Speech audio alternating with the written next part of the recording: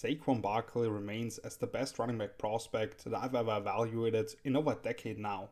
At Penn State, he not only reset basically every school record in the weight room, but also still holds records for the most rushing yards by freshman and sophomore each, as well as career touchdowns, and he actually put up his best numbers in year 3. As an 18-year-old true freshman against the loaded Ohio State defense, of which 10 of 11 starters, including future All-Pros like Joey Bosa, ended up playing in the NFL, he was the best player on the field right away with nearly 200 yards on the ground. And he continued to dazzle college football fans across 3 seasons with Barry Sanders-like highlights, despite running behind one of the worst offensive lines in the nation.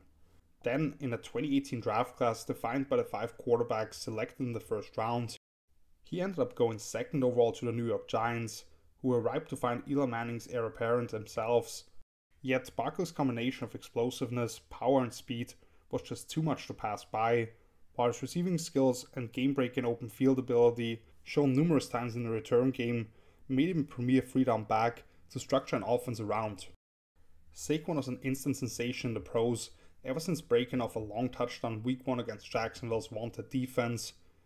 He ended up leading the league with over 2,000 scrimmage yards as a rookie, despite playing behind a below-average offensive line and with a broken-down Eli, who didn't present any vertical component to defenses, and even forced Saquon to stop whenever he decided to check it down to a star running back anyway.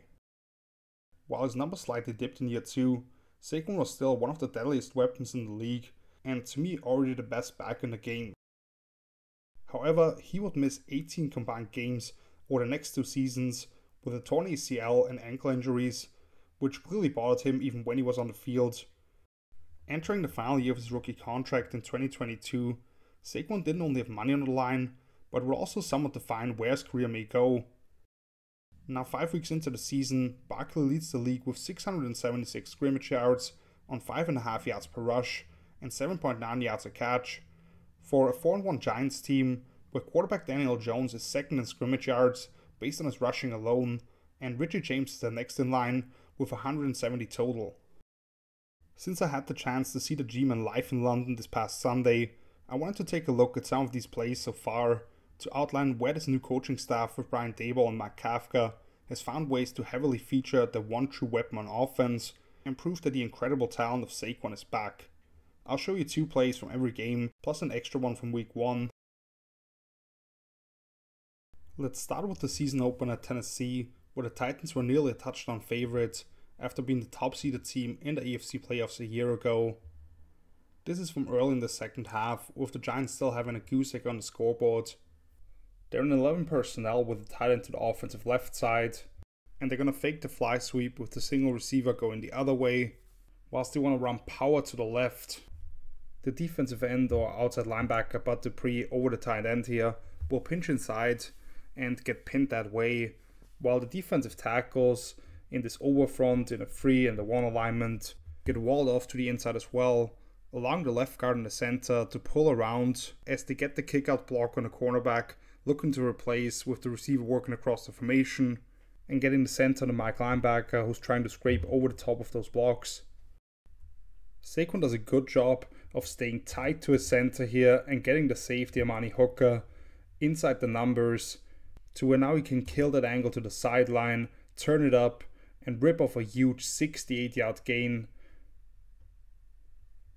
to set up the Giants' first touchdown.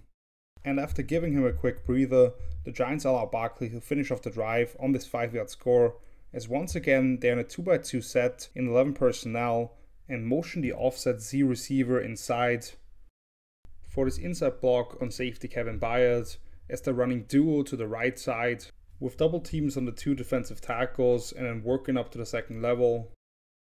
Saquon presses the front side hard, and then check out how low he gets on this jump cut to bounce to the backside B-gap, which he probably wanted to hit all along, but needed to allow his line to secure the will linebacker first, who's getting caught up in traffic here.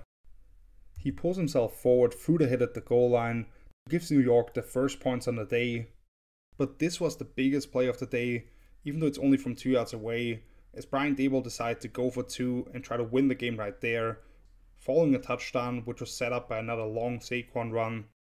I love this design here as they motion Richie James back and forth on the formation and make this look like a pick play for him into the flats, when they really run this shovel option inside with Saquon. And I'll just let this go run here until we get to the end zone view so you can see that the Titans were actually all over it. Kevin Byard trails the receiver across the formation, indicating man coverage. They leave the play side outside linebacker unblocked, assuming he'll try to chase outside with the motion or stay with Jones as the option element on this, while the left guard is pulling up into the hole on the Mike backer, and everybody else from there on blocks down. Daniel Jones may actually need to bleed this out a little bit longer or attack the option man a little bit different here, because as it is, number 53 has him leveraged to the outside. The defensive end has worked over the top of his block, leaving the back unoccupied. However, Saquon recognizes that, dips to the outside, gets back downhill, and runs over the DB in the slot, who has shed his block. The Giants go ahead by a point, and thanks to the Titans missing a last-second field goal attempt, they win the opener at Tennessee. Week 2, the Panthers came to town, where Saquon didn't have as many big plays, but still some runs where I can appreciate the vision and ability to navigate tight spaces. Here the Giants are in 12 personnel with 2 tight ends to the offensive right side, in what I like to refer to as an ace-duo set, with twins to the opposite side here, and they run another duo concept, with both guards needing to get to those backers quickly, so everybody gets a hat on a hat.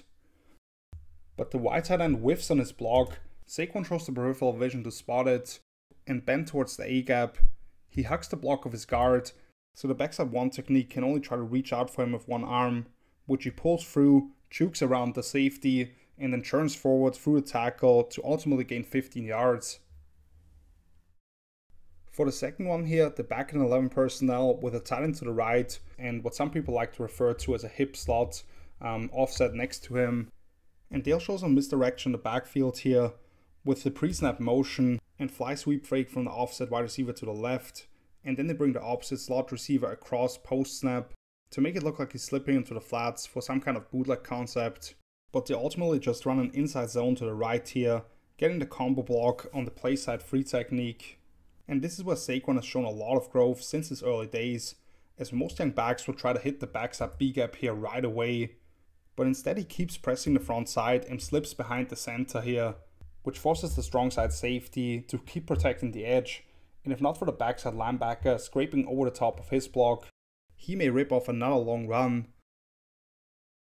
Barkley gives a little standstill stutter step here to freeze the defenders momentarily, and at least squeezes through them to drive ahead for another 10 yards. Week 3 versus the Cowboys, New York's only loss on the season, but their star running back gave them chances to win here.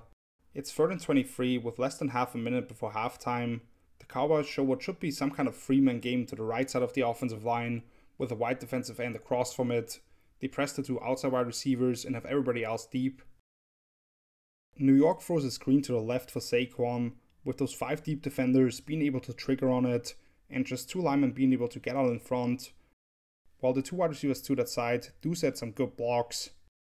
But it's really Saquon's ability to catch that ball here and get tight to his blocking, pull one leg out of a wrap, and then spin off the safety on another one here, turn forwards, and really set up a 4th and short that he can go for just across midfield. And then let's look at his touchdown run in the second half, a formation I already described earlier as ace duo with his 2 tight ends to the right and wideouts on either side of the formation. Here the Giants run wide zone to the strong side, with left tackle Andrew Thomas having this tough scoop block on the free technique on the backside. Saquon does a good job here of getting the defensive hole laterally, then plants with that outside foot to get up behind his right guard. But as you can see, that backside edge defender is really flattened and pursues hard down the line. So it's a subtle move by Saquon to widen again before getting upfield, pulling through the wrap before hitting another hard cutback on the box safety, then gives that subtle nod to the inside before breaking out away from Trayvon Diggs and scored a 36-yard touchdown. Week 4 versus Chicago, a 20-12 grind-out win in which Saquon handled 33 of 53 offensive touches on the day. Here the Giants are in 13 personnel or a jumbo set with 3 tight ends to the offensive left side, and they run another duo or almost dive concept towards the strong side, which really should be dead as the Bears bring Eddie Jackson up on a weak side A-gap blitz. Saquon starts towards the strong side A-gap to not allow that backer to bubble over the top of the blocking, but he does spot the safety blitz all along, almost gets a jump stop here, and works around the free technique, which is also leveraged inside now. You see some great curvilinear movement to curve his path back upfield. Shrugs off the tackle by the backside outside linebacker, who's turned his head now, and he rips off another 29 yards to kickstart the second touchdown drive for the Giants on the day, which once again looks doomed when they get to 3rd and 9 following the flag, because this play is all Saquon. The Giants use another screen to the right here, and because Chicago is in man coverage, the linebacker to that side can key on it instantly, and you see him shoot down right away on Saquon, but he somehow spins out of that tackle, decides to reverse the field, and now this is actually a key block by Daniel Jones, so give him credit here, but turns it upfield and gets the huge conversion, which would set up another touchdown for them. And finally, this past Sunday in London, when I was in the stands of Tottenham Hotspur Stadium, and Saquon delivered New York's 2 biggest plays on the day. The first one is after Giants Wildcat package, with Barkley and Matt Breida in the backfield. Here they're actually in an unbalanced line, with left tackle Andrew Thomas over on the right side, where a tight end would usually line up, and number 82 replacing him in his original spot. They've run some invert rear plays out of this look, where Barkley rides the back and then either decides to hand it off or he actually keeps it. Not 100% sure if that is a design play or if he's going to keep the ball anyway.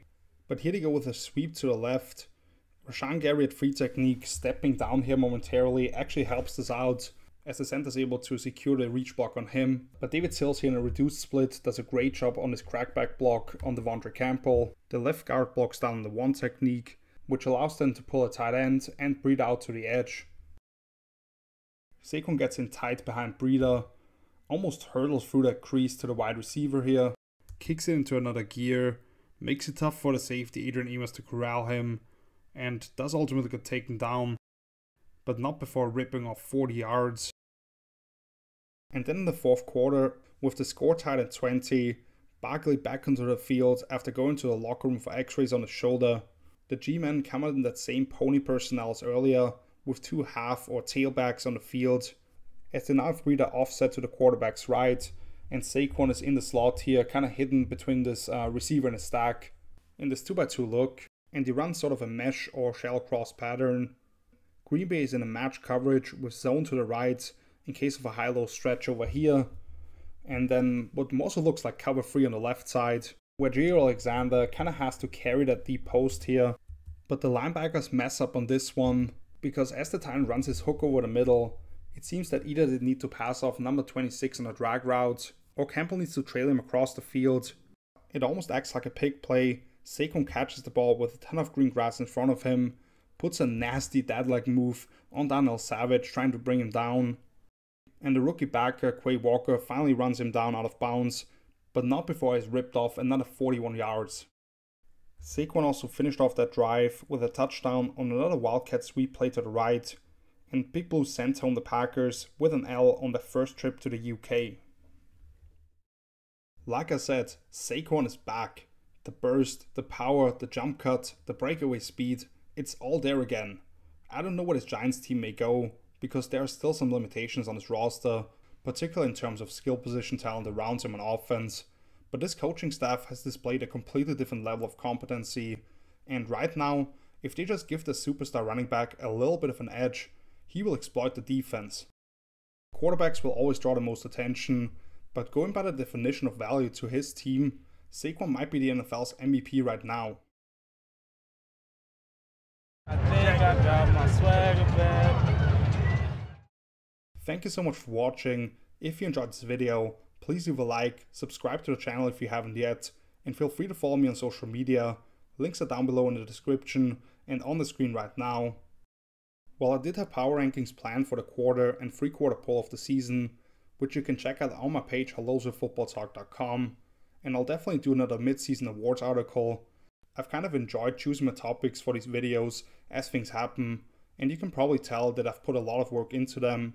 So if there's any topic that you'd like me to cover and really dive into, or just want to give me your thoughts on these videos, make sure to let me know in the comments. I'll be back with another written piece on my page next week. Come back for that if you enjoy my content.